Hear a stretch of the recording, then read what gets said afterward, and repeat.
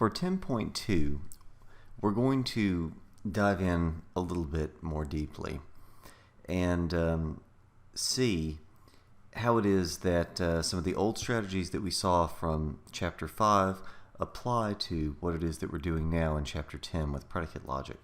And so, whereas last time we just introduced some of the complexities, getting you used to dealing with the quantifiers and then showing you what was going on with universal introduction and existential elimination. This time, we're going to involve those pieces, but with a couple of derivations that are themselves a little bit more involved. So let's take a look at 10.2J to begin with. So we're asked to show for some z, h of z. So how are we going to get to that? Well, we have hx here and hx here, and so that could easily become a z through universal elimination. And we know that there exists a y such that f of y or g of y. So we're going to have one of these, and that's going to get us across to hx. So yeah, this should work. There should be some way of getting from one place to the other. So how are we going to do that? Well, one of the things that you're going to notice with some of these derivations is that oftentimes you end up getting rid of your quantifiers and then working with the instantiating constants and then backing out the quantifiers on the other side. And in fact, that's the sort of strategy that's going to work well for this. And so what we're going to do is we're going to start with premise 1, and with existential elimination as a target, then we're going to assume FA or GA. So we're going to take this, we're going to prove something interesting with it that we can use, and then we're going to be able to assert that on the other side. Now, how are we going to deal with this? Well, one of the strategies that we learned before was in dealing with disjunction elimination. That in itself is kind of like existential elimination, and that's a little bit more complicated. So what we have to do then is show for each one of the disjuncts whatever it is that we want to show. So in this case, we want to show, well, if I begin with FA, hopefully I can get to HA, and if I begin with GA, hopefully I can get to HA. Then I can assert HA. So that is in fact what we're going to do. So let's take FA and introduce that with a target of disjunction elimination. And yes, indeed, we can modify what we have with assumption 2 and get FA implies HA. Then we can cross the conditional here and get HA. So there's one of the disjuncts. For the other disjunct, GA, again introduced for the purpose of disjunction elimination. We can do exactly the same thing, exactly the same series of steps, but this time with premise 3.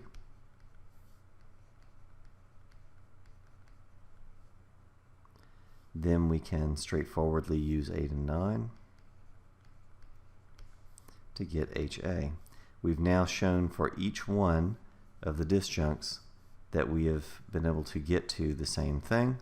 That enables us to discharge those assumptions essentially and get to HA. So now we have shown HA is the case if we know either FA or GA. Well, that was what we introduced via existential elimination as a target. This is what we've shown. That's really useful. That's what we wanted. So, a little ahead of myself here. Now this one's a little bit of a mess now, isn't it? Because of all the things that we have to cite. Let's see.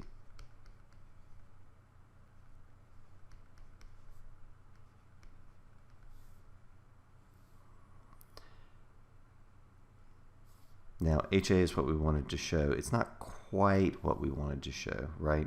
HA still has that instantiating constant in it, so let's turn this into what we really wanted to show.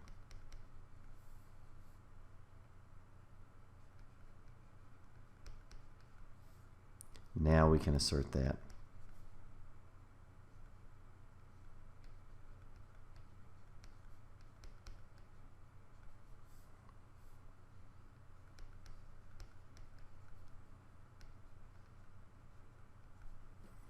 And there we have it. We're done.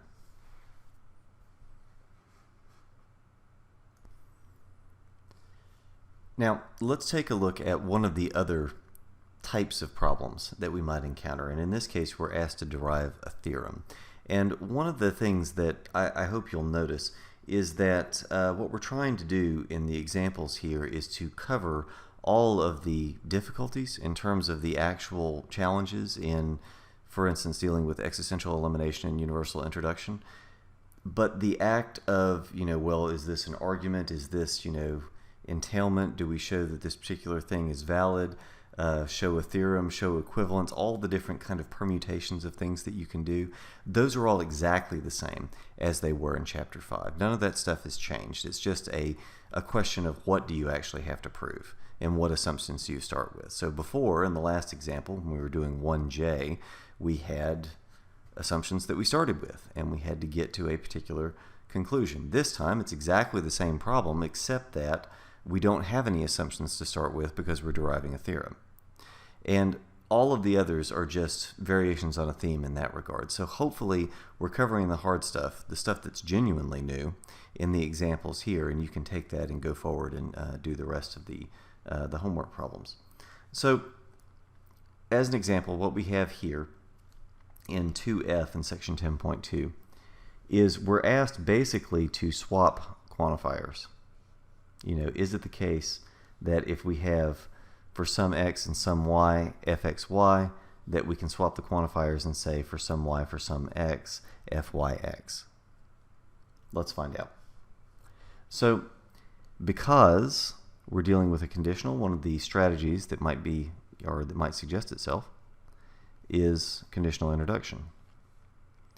So with conditional introduction, I'm going to assume the antecedent,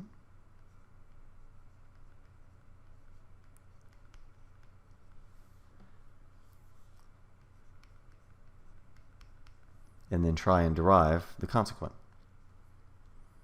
And that's straightforward enough. All we have to do is get rid of the quantifiers and then reintroduce them. So first, we're going to do so again via existential elimination. So we're going to put instantiating constants in there with the intention of later going back to the existential. So we're going to eliminate the existential in our assumption and say something like this: for some y, fay.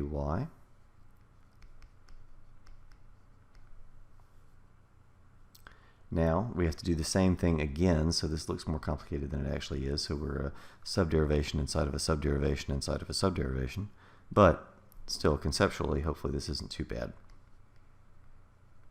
because we're just once again substituting b for y here.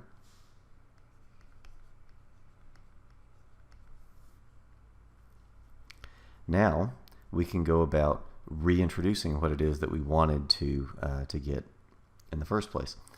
So let's start by introducing x. Well, we're going to need line numbers at some point, right?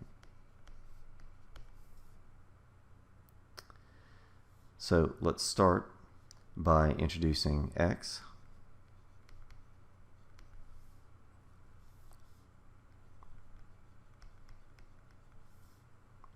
Then we'll introduce y.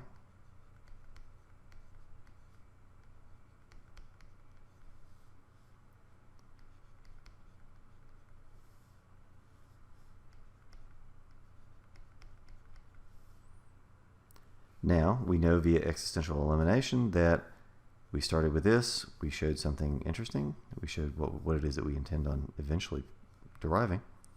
So we can now claim that. And so via we have the same thing.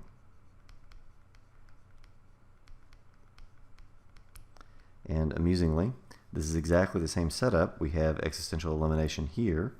We showed something interesting, and so now we can back that out and claim it.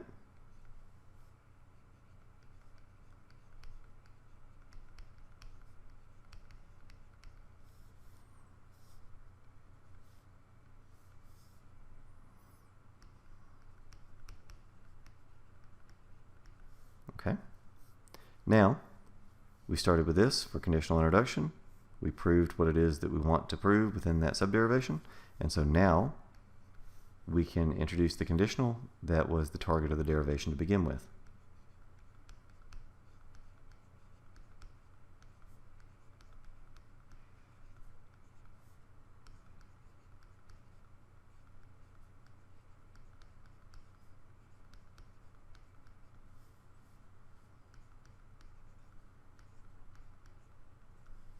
And we're done.